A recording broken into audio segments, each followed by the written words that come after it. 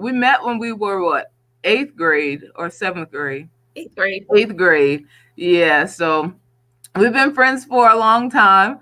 But anyway, I don't have to tell you all the details. I'm gonna let her introduce herself to my students, especially, but anyone else who may be joining in or who may watch the replay of the video. So you'll know who she is, and then she's gonna jump into her book. And Harmony, I see that you've joined us already. Thank you so much. All right, so I'm gonna turn it over. Hi, good evening, everyone. My name is Lakeisha McFadden. I am a South Carolina First Steps 4K lead teacher here in Florence, South Carolina at Precious One Learning Center. Today, I have chose Mrs. Chicken and the Hungry Crocodile to read today.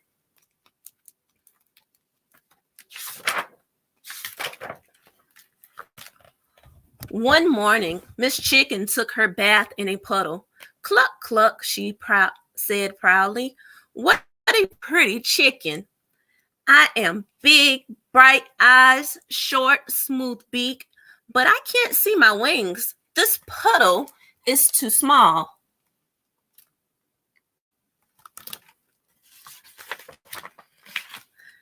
She walked down to the river to get a better look. She didn't know that crocodile lay in the river all day long, waiting for her dinner.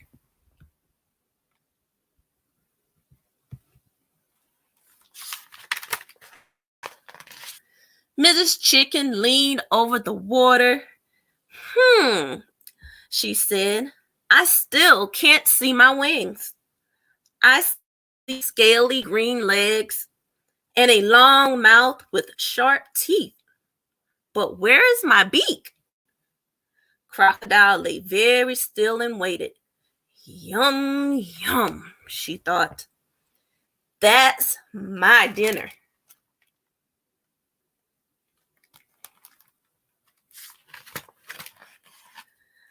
I look different in the river, said Mrs. Chicken. She turned to one side. Crocodile did too. Miss Chicken turned to the other side. So did Crocodile. I like a closer look, said Mrs. Chicken. She stepped into the river.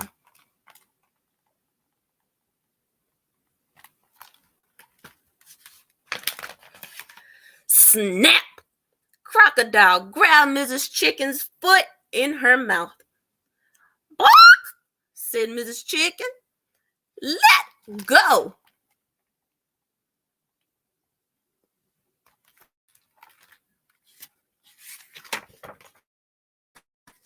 Crocodile shook her head. She dragged Mrs. Chicken to her house on the island in the middle of the river. Then she slammed the door shut with her tail and opened her mouth. Mrs. Chicken flew up to the rafters. Come down, Crocodile said. I'm going to eat you up. Me? Mrs. Chicken squawked. You can't eat me. Oh, yes, I can, said Crocodile. But, said Mrs. Chicken, you shouldn't eat me. Why not, Crocodile?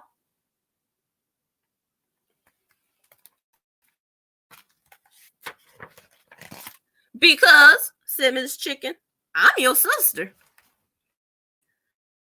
Ha, ha, ha, Crocodile laughed. You're not my sister. You have speckled feathers. I have green skin. You have a beak.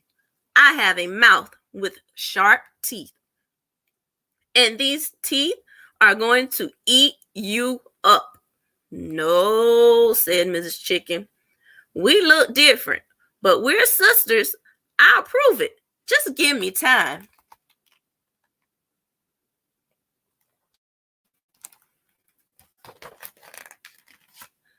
All right, chuckled Crocodile. I'll fatten you up. The longer I wait, the plumper you'll get. Crocodile yawned and curled around her eggs. Soon she was snoring. Mrs. Chicken made a nest in the corner opposite Crocodile and settled down to lay her own eggs. Every day, Crocodile gave Mrs. Chicken grain to eat. Every night they fell asleep over their eggs. Mrs. Chicken got fatter and fatter. Crocodile got thinner and hungrier.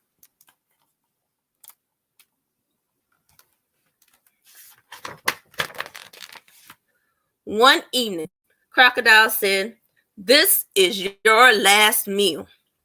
Tomorrow will be my big dinner." "We'll see," said Mrs. Chicken. So she waited until Crocodile was sleeping. Then she carefully put her eggs next to Crocodile. She took Crocodile's eggs to her own nest.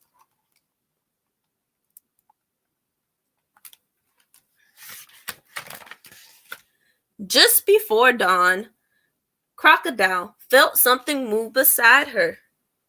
"Mrs. Chicken, shake up! My babies are hatching. But why do they have those silly little wings?"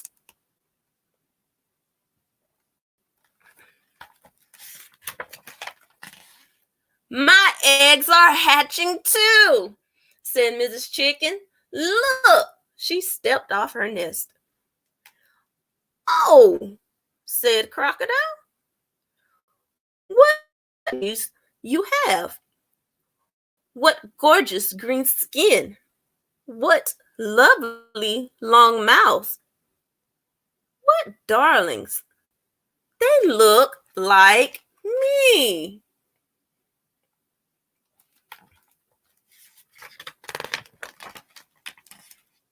"And your babies look like me," said Mrs. Chicken. "I told you we were sisters. You almost ate me, your own sister." "I'm really sorry, Sister Chicken," said Crocodile.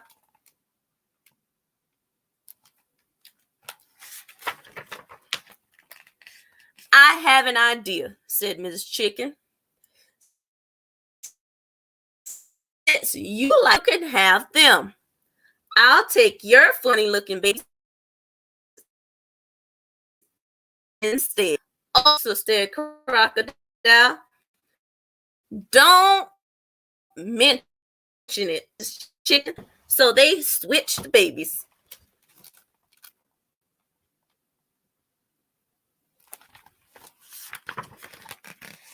"Time for us to go home now," Mrs. Chicken said. She and her babies climbed onto Crocodile's back, and Crocodile carried them across the river.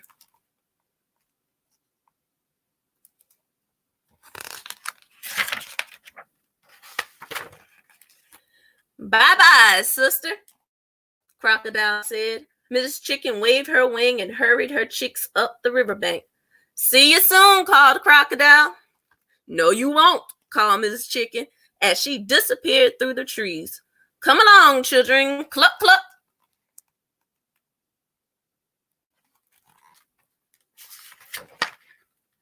Since that day, Mrs. Chicken and her children have never gone near the river, and they always take their baths in puddles.